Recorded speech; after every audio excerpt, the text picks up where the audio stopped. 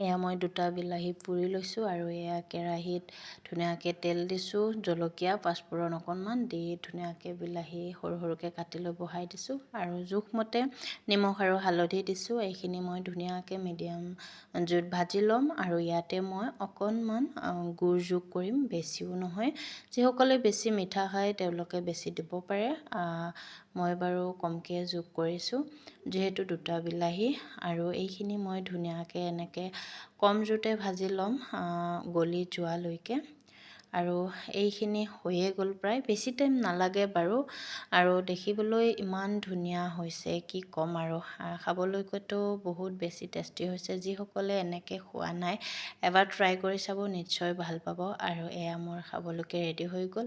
এয়া মই উলিয়াই ল'লোঁ। আপোনালোকে ভাতৰ লগত খাই, ৰুটিৰ লগত খাই, নহ'লে খিচিৰিৰ লগত খাই, চবৰে লগত খাব পাৰিব। বহুত বেছি টেষ্টি হয়।